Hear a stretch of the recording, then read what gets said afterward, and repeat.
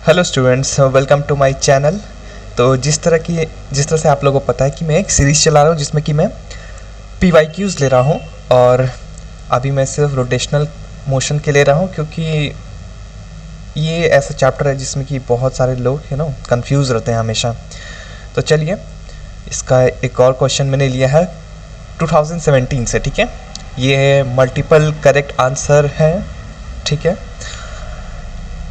देखते हैं क्वेश्चन में क्या दिया गया है। क्वेश्चन में दिया गया है कि एक रिजिड यूनिफॉर्म बार है जिसका लेंथ L दिया गया है और ये स्लिप कर रहा है। ठीक है, पहले ये वर्टिकल पोजीशन में ऐसे रखा हुआ था कुछ, और ये एक फ्रिक्शन लेस फ्लोर में ये स्लिप कर रहा है ना। पिछला क्वेश्चन जो हम लोग किए थे उसमें फ्रिक्शन बहुत ज़्यादा था, इसमें क्या बोला गया है कि जो फ्लोर है वो फ्रिक्शन लेस है।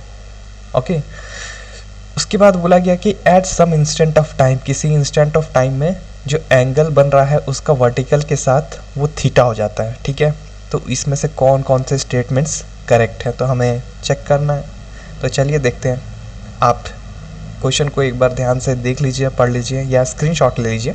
ठीक है, तो चलिए, इसमें पहला ऑप्शन जो है वो बात किया गया मिड पॉइंट के बारे में। तो चलिए हम लोग मिड पॉइंट के बारे में पढ़ते हैं कि इसका यहाँ मिड पॉइंट का जो भी मूवमेंट होगा, क्या होगा, कैसे होगा, सब देखते हैं अच्छे से। ठीक है, तो शुरुआत में जब ये वर्टिकली रखा गया था तो इसका जो भी सेंटर था, मिड पॉइंट था, वो कुछ यहाँ पे था। ठीक है, जैसे जैसे स्लिप करेगा ये कुछ ऐसा हो जाएगा और आपको लगता है कि इसका मिड पॉइंट नीचे आएगा।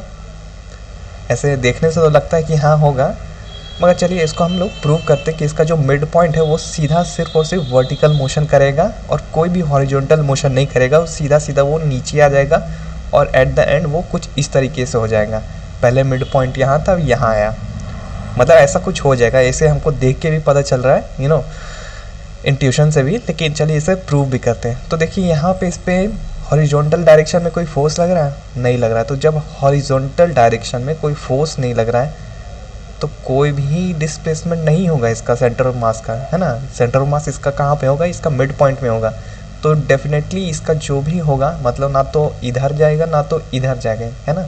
सेंटर ऑफ मास ना तो राइट साइड जाएगा ना तो लेफ्ट साइड जाएगा। वो उसका जो एक्स COM होगा वो कांस्टेंट रहेगा क्योंकि हॉरिजॉन्टल डायरेक्शन में कोई फोर्स नहीं है। जो भी फोर्स लग रहा है इस पर कौन सा लग रहा है? वो है mg, और वो किस डायरेक्शन में लग रहा है? वो वर्टिकल डायरेक्शन में लग रहा है। तो जाहिर सी बात है कि सिर्फ उसका डिस्प्लेसमेंट सेंटर ऑफ मास का किधर होगा? सिर्फ और सिर्फ वर्टिकल डायरेक्शन में होगा, और वो चुपचाप से नीचे आ जाएगा और वो इस तरीके से कुछ हो जाएगा, है ना। फाइनल सिचुएशन कुछ इस तरीके से रहेगी। ठीक है, तो ये इससे पहले वाला आंसर हमारा जो पहला ऑप्शन था वो करेक्ट हो जाएगा। ये जो पहला ऑप्शन है वो हमारा क्या हो जाएगा? करेक्ट हो जाएगा।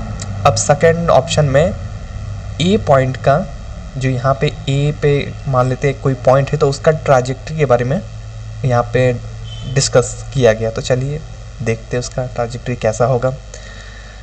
देखो यहाँ पे मैंने एक ए पॉइंट मान लिया है। ठीक है, अब देखो हम क्या करेंगे कि ये यहाँ पे ना इसको हम ओरिजिन मान लेते हैं। ठीक है, और ये एक्स एक्सिस है और ये अपना वाई एक्सिस है। ठीक है, अब देखो बहुत सारे तरीके हो सकते हैं प्रूव करने के, है ना। ये समझो एक तरीके से लोकस टाइप का क्वेश्चन हो गया। ठीक है, तो इसमें हम क्या करेंगे कि इसका एक्स कोऑर्डिनेट और वाई कोऑर्डिनेट निकालते हैं। ठीक है ना। हमको ऐसा फील आ रहा है कि एक्स कोऑर्डिनेट और वाई कोऑर्डिनेट निकालने से इस पर चीज़ें बहुत आसानी से हो जाएगी। ठीक है, यहाँ पे थीटा भी इन्वॉल्व है। तो जब भी थीटा इन्वॉल्व रहता है और क्वेश्चन लोकस टाइप का कुछ रहता है तो हम लोग को कोशिश करना चाहिए कि साइन थीटा और कॉस थीटा को इंट्रोड्यूस करें और कुछ भी करके sine square theta plus cos square theta equal to 1 करें। तो इससे बहुत मर्तबा हमारा क्वेश्चन आसानी से सॉल्व हो जाता है। हम नहीं कहते कि हमेशा होगा, लेकिन अगर थीटा कहीं इन्वॉल्व है तो हम लोग को कोशिश करना चाहिए कि साइन थीटा और कॉस थीटा को इन्वॉल्व करने का। ठीक है, यानी ट्रिगोनोमेट्रिक जो भी फंक्शन है उसको इंट्रोड्यूस करके हम लोग को अप्रोच करना चाहिए। तो यहाँ पे मैंने क्या किया, x का कोऑर्डिनेट निकाला, वो आया -L/2 साइन थीटा। कैसे आया वो देखते हैं अच्छे से। ठीक है, तो देखो ये यहाँ से यहाँ का डिस्टेंस L/2 होगा। देखो A से लेकर यहाँ तक ये डिस्टेंस L/2 होगा और ये एंगल थीटा दिया गया। तो ये जो डिस्टेंस है यहाँ से यहाँ वो L/2 साइन थीटा होगा। अब इसको -L/2 साइन थीटा क्यों लिखे? क्योंकि यहाँ देखो यहाँ ओरिजिन है, इधर पॉजिटिव एक्सिस है, इधर नेगेटिव एक्सिस है। इसलिए हम x का कोऑर्डिनेट लिखते हैं -l/2 sin थीटा। कैसे आया, समझ में आया? ठीक है। अब ये देखो, ये पूरा रॉड का लेंथ तो चेंज नहीं होगा ऑब्वियसली, वो तो l ही रहेगा, ठीक है। अब देखो यहाँ एंगल थीटा है तो ये भी एंगल थीटा हो जाएगा, और ये एंगल हमारा क्या हो जाएगा 90 माइनस थीटा, ठीक है। तो ये ट्रायंगल देखो ACB ट्रायंगल, देखो इसमें अगर हम AC निकालना चाहें तो निकाल सकेंगे, आराम से निकाल लेंगे, है ना। क्या हो जाएगा AC/AB, क्या होगा AC/AB होगा हमारा साइन 90 माइनस थीटा, ठीक है। तो यहाँ से हम AC निकाल लेंगे, और AC क्या होगा, AC इस पॉइंट का y कोऑर्डिनेट है, देखो ध्यान से, है ना। AC जो है इस पॉइंट का y कोऑर्डिनेट है, तो y कोऑर्डिनेट यहाँ से क्या निकल जाएगा, y equal to L sine 90 minus theta equal to L cos theta. अब कुछ नहीं था, बस यहाँ से मैंने 2 को उधर मल्टीप्लाई किया और L से x को डिवाइड किया, और y को यहाँ पे L से डिवाइड किया, और दोनों को देखो स्क्वायर करके किया, तो हमारा ये आ गया। ये क्या आ गया हमारा, ये इस पॉइंट का ट्राजेक्टरी आ गया। और ये कैसा है, ये इसको क्या बोलते हैं, ये क्या है हमारा, ये किसका इक्वेशन आ गया, ये आ गया हमारा इलिप्स का इक्वेशन। तो क्वेश्चन में क्या दिया था, किसका ट्राजेक्टरी पैराबोला है, नहीं ये गलत है, यानी कि ये ऑप्शन क्या हो जाएगा हमारा, गलत हो गया। थर्ड में दिया गया है कि इंस्टेंटेनियस टॉर्क जो है वो पॉइंट ऑफ कांटेक्ट के अबाउट जो है वो साइन थीटा के प्रोपोर्शनल है। चलो देखते हैं, ठीक है ना। यानी हम लोग को किसके अबाउट निकालना है, टॉर्क बी के अबाउट, ठीक है। तो चलो देखो, टॉर्क निकालता है बी के अबाउट।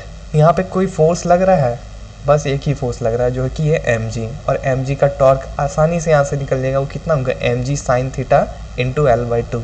और ये यहाँ पे देखो mg साइन थीटा l/2 आया, टाउ का वैल्यू, तो टाउ ऑब्वियसली यहाँ पे साइन थीटा के प्रोपोर्शनल है, तो यानी वो वाला ऑप्शन क्या हो जाएगा हमारा, करेक्ट हो जाएगा।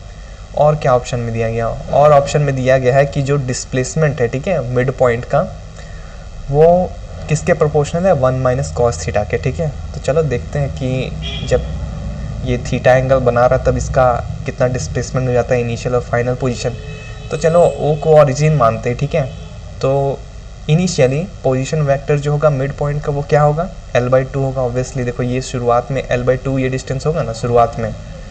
अब देखो जैसे जैसे ये नीचे गिरता जाएगा, इसका मिड पॉइंट नीचे आता जाएगा, है ना, तो ये डिस्टेंस थोड़ा कम होगा, तो वो कितना होगा, वो देखो यहाँ से कैलकुलेट करेंगे तो l/2 कॉस थीटा आ जाएगा। कैसे कैलकुलेट किया, देखो यहाँ पे ये एंगल थीटा है, ये भी थीटा है, ये डिस्टेंस तो l/2 रहेगा ऑब्वियसली, है ना, ठीक है। तो यहाँ से इस ट्रायंगल से निकल जाएगा ये l/2 कॉस थीटा। तो फाइनल इसका पोजीशन वेक्टर मिड पॉइंट का हो गया l/2 cos theta. Final minus initial किए तो हमारा आ गया ये, और ये कुछ क्या आ गया -l/2 into 1 minus cos theta.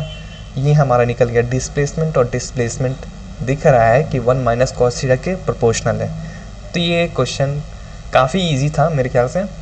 इसमें सिर्फ एक पार्ट जो था ये ट्राजेक्टरी वाला, ये मुझे बहुत इंपॉर्टेंट लगता है, और मुझे लगता है कि एक इंडिपेंडेंट क्वेश्चन आ सकता है जेईई मेंस में।